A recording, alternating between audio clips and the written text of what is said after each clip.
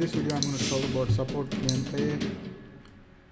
Whenever you are out of role queue, you have to queue for support. There's no choice.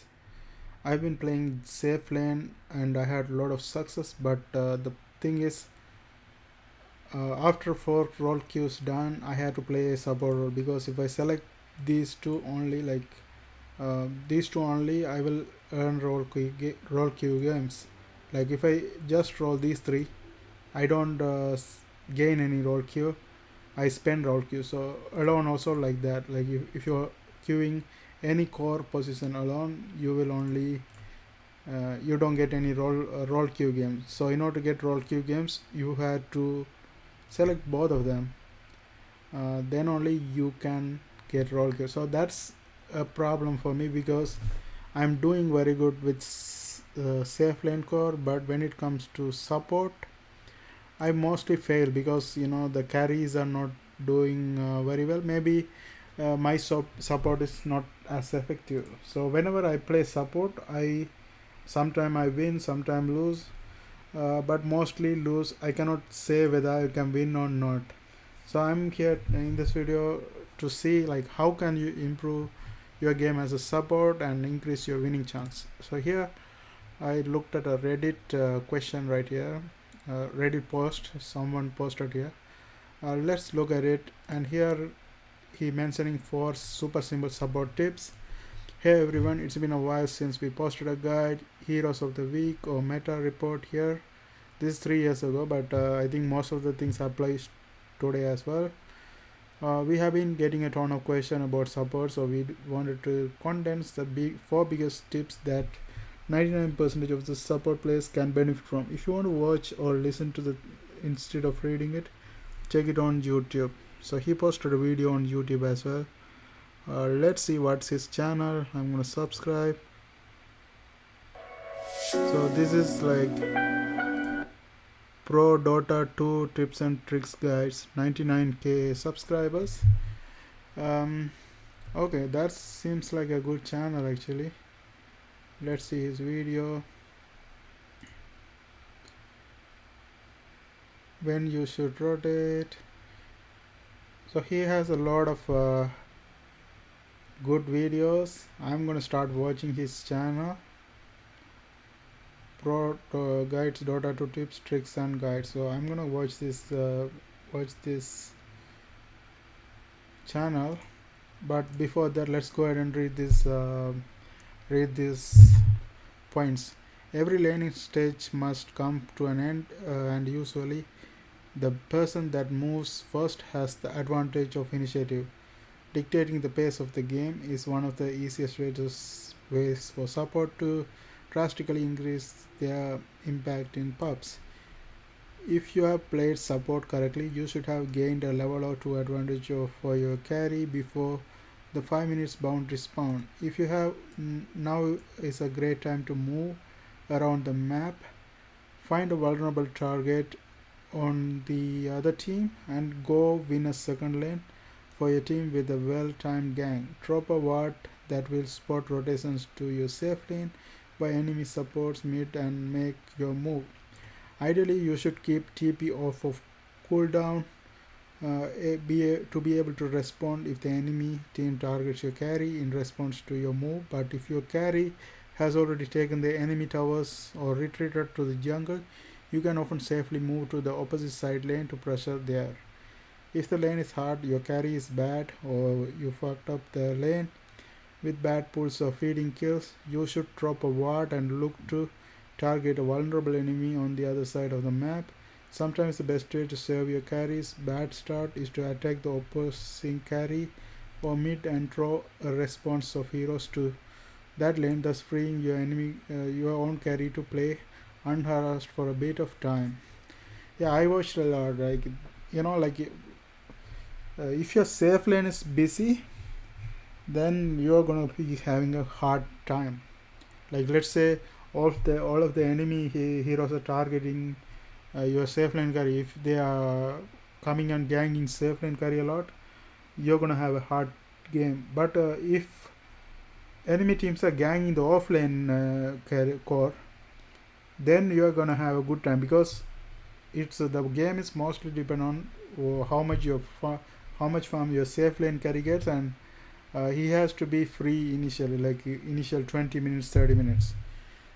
That's what has to happen, and that's defines the game mostly. So if you're having a hard lane in the when you're playing a safe lane carry, it's better for you to move to off lane and draw attention. And if the enemy team go to off lane and if they die, you have a higher winning chance. I saw that in a lot of game. Learn how to harass in lane. This is honestly one of the easiest problem to fix, but also one of the single most egregious error made by support players at this level and every level below. Do not attack the enemy heroes while you are in the creep wave. Ever attacking an enemy hero while standing in the creep wave will immediately aggro the creeps to you, possibly messing up your carry's timing on the last hits, forcing your wave to push away from your towers because the enemy creeps are no longer damaging your own, and also taking an unfavorable trade with whoever you are trying to harass in the first place. Play around periphery of the creep wave and get used to the aggro range. Abuse the ability to trigger an attack command from outside the aggro range, whereby your hero will be able to attack the enemy without repercussions for one attack. If you are a hero with long range, you should literally never aggro an enemy creep. If you are a melee hero, do your best to bully the laner before the first wave meet and start triggering hero aggro. After the first wave, use your body to position threateningly but not actually clicking the enemy hero. If they are getting low, they will often back up, and sometimes it's even worth it to just take a damage that would otherwise be directed at your laning partner. Okay, if you are an ogre laning with a slug with a range hero, let the range hero right click you as much as possible to avoid all the damage bothering your lower armor, lower HP region slug. If you do throw aggro to the creep of the creeps, quickly reset the aggro by clicking your own creeps or laning partner, and do your best to start denying your wave as early as possible to repair the damage. Right clicks is greater than spells. Use right clicks over spells if at all possible. They are free and you want to save your spells for a kill attempt after getting the enemy laner lower via right clicks. The longer you are in the lane with resources, the more dangerous it gets for your opponent. Most lanes can't kill at level 1 but can at 3, 4, 5. If you have already burned your mana by then, you can't take advantage of that power spike. Okay, so let's look at a few more points. Vision is the single easiest way to win the game. If there is one thing I have noticed that nobody does in the ancient bracket is to buy a lot of sentries. The only time people ever buy sentries, and even this is not 100% of the deal, is to divide a ward. They know exactly where it is. If you are playing support, especially PvP, you need to be buying 25-30 sentries in a game, even against a team with minimal or no invisibility. The reason is extremely simple. The team with more information will vulnerably play better Dota than the team without it. Every time you make a move to dark location of the map, it's imperative that you do your best to remove any vision the enemy team might have left there. Every time you get aggressive anywhere on the map, you should try to remove enemy vision. Every time you go anywhere you know the enemy team has been somewhat recently, you should try to divert. You are not going to find a ward with every sentry you place, but even spending 2 or 3 sentries remove a critical ward from your own jungle can be the difference between winning and losing a game. The best part of all, these sentries are only 75 gold now, which means you get more than their cost bracket for every divert. By the mid game, one divert is worth at least 2 sentries. Worth being an entirely relative term here, since the actual worth is so much more in terms of winning fights, finding ganks, or simply winning the game as a result of superior vision. Yeah, that's a problem. Like I've been playing Guardian games, and the major problem I face as a carry is people don't even bother buying the sentry wards, and if that's used in the game, they don't buy ward at all. That literally loses the game. I had a game last time here. So here I was playing Ricky, and I had a Zeus in my team. He was a mid laner. These two guys doesn't want to buy wards because they say there's a Zeus he can divert, but he can only divert so much. He can go around diverting stuff because he has to farm, fight with the team and stuff like that. So finally, what happened is he ended up buying wards. So he losing his own money, and this support is not even like two cent rewards for. And whenever I ask to buy wards, it's always 10 in the store, like 10 sentries and 2 wards in the store. And I say there's a Zeus in my game, why should I reward? And look at this guy's enemy, 31 sentry ward, 16. They have definitely more vision than us, and they won the game. Even though I was doing very good in this game, like I was like 24 kills, 12, 28, we still couldn't win the game because the supports are neglecting to what.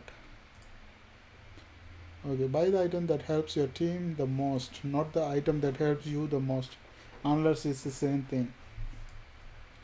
Despite their prevalence of the proceedings, it's still amazing me how people buy aura items and util items. Damage may win fights, but survivability win games. If you are playing support, the temptation will be extremely high to focus on the big items you feel make your hero strong. The problem is your job is not to be strong, it's to make your team strong. That one item you think will make you a good support actually just make you a mediocre core. When you win a nice fight, get a part of stack or take tower with your team, it's so easy to buy that component for an Aegis, or grab a blink dagger to increase your kill potential. Instead, just spend half gold. You just got on sentries, wards, smokes, dust if you need it, and spend the other half working towards the most important utility item your team doesn't have yet. Not only will get you more survivable by having something like that, something like a Vlad's Hellbat, Glimmer, Force, or Crimson Guard, but you may simply win your team the game by providing them the utility and survivability necessary to take advantage of all the damage they are likely to itemize into. Yes. So let's look at the highest upward commons. This one 24, 16, and here 18. I'm gonna read the top 3.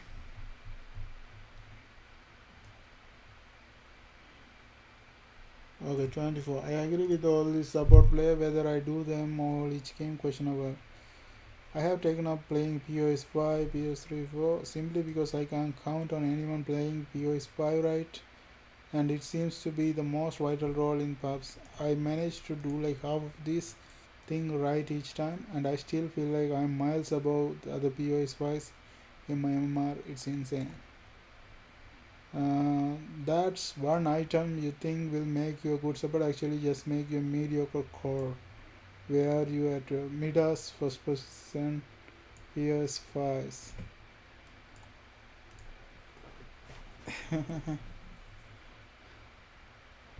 Yeah, maybe I'm doing wrong, but I'm not sure. I'm so sure about the leaving the lane part in the old meta with one offlane. It was clearly like that win a level advantage for your core, go away to help other lanes or even stack. But now with 2 and 2 meta, it's not so easy to leave the lane at minute 5 even if your core got enough levels. The two enemy heroes are the threat and can fuck up easily lane for your core. Of course, you should be looking for opportunities to gang mid or help anywhere, but right now I don't think it's mandatory and most situational depending on the lane matches. Completely agree about the other points though. Leeching XP from a core is much worse than doing nothing. If you are making something happen elsewhere, on the map, then they cannot harass or dive your core without losing elsewhere. It's really just about opportunity cost and making the best decisions. Yes. Okay, guys, that's it for this video. What do you guys do as a support? Put it in the comment section. We can discuss about it. Thanks for watching.